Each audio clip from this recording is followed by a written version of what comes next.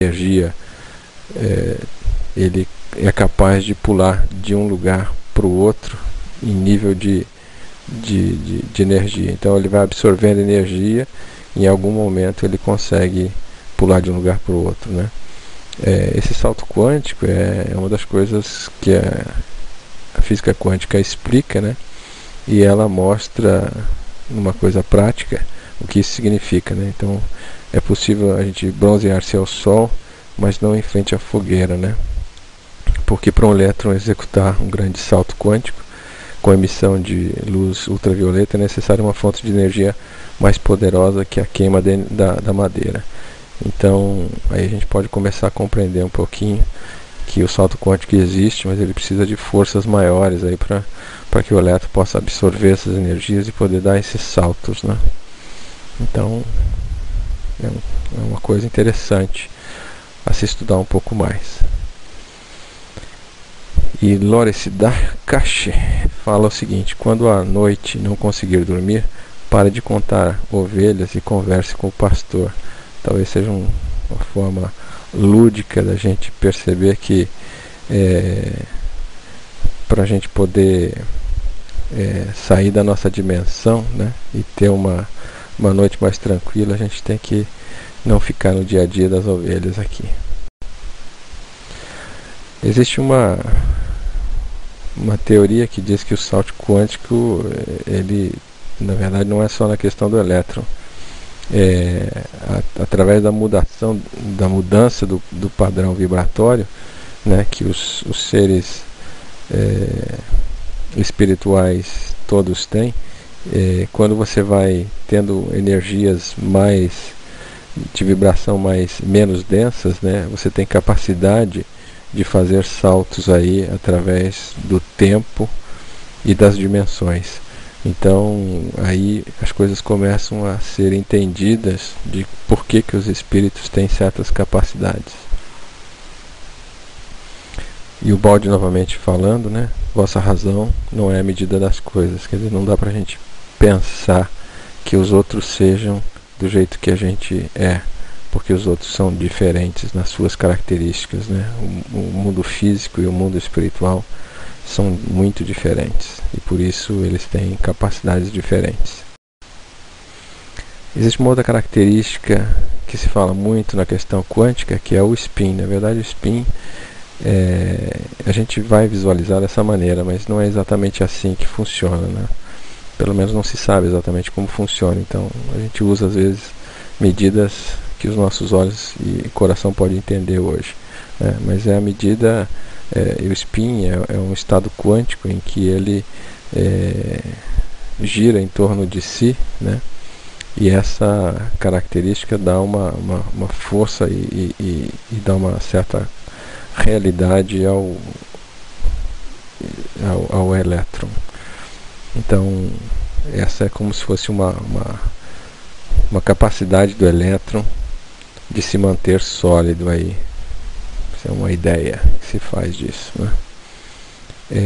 O segredo para a construção dos computadores hoje aí está na manipulação desses elétrons. Então a gente já está no nível quântico, conseguindo fazer coisas que a gente não tinha nem ideia, né? Então manipular o spin dos elétrons com a mesma precisão com que hoje eles manipulam a carga elétrica desses elétrons. Então isso é uma oportunidade nova na característica da eletrônica.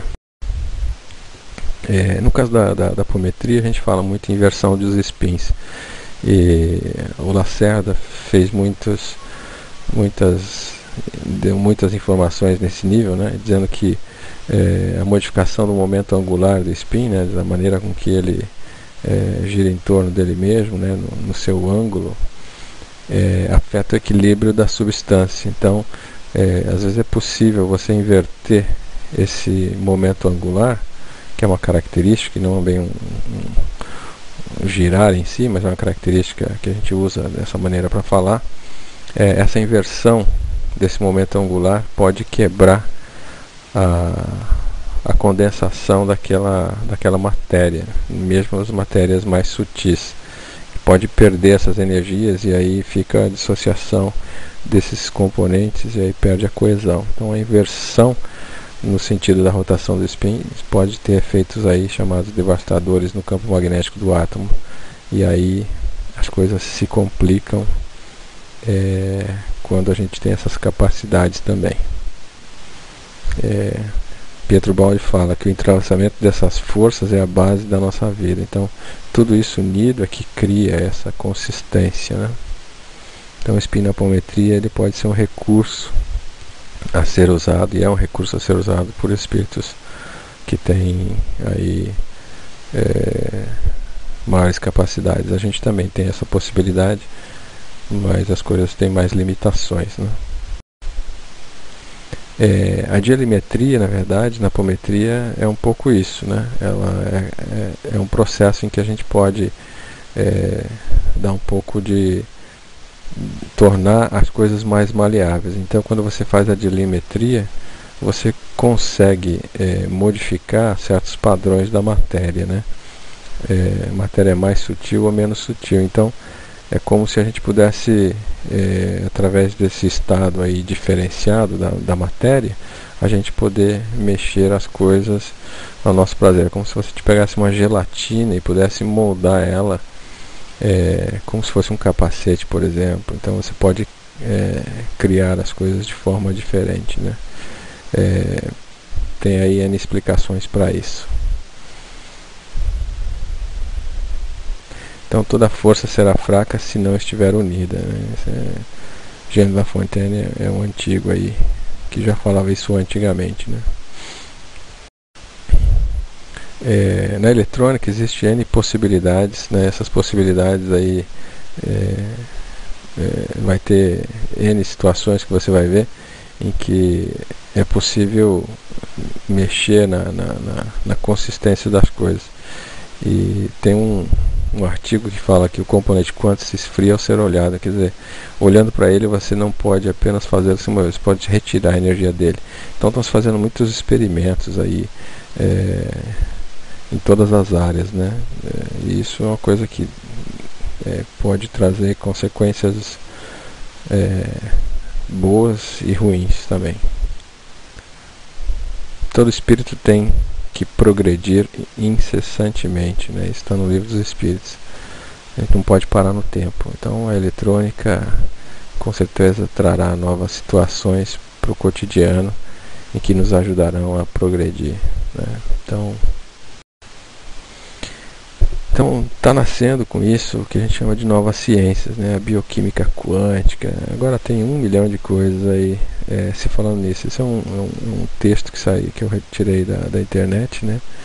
Em que dizendo que eles descobriram que a probabilidade quântica dos elétrons, chamada spin, precisa ser levada em conta para que se tenha um quadro completo de como as coisas acontecem nas reações bioquímicas, né?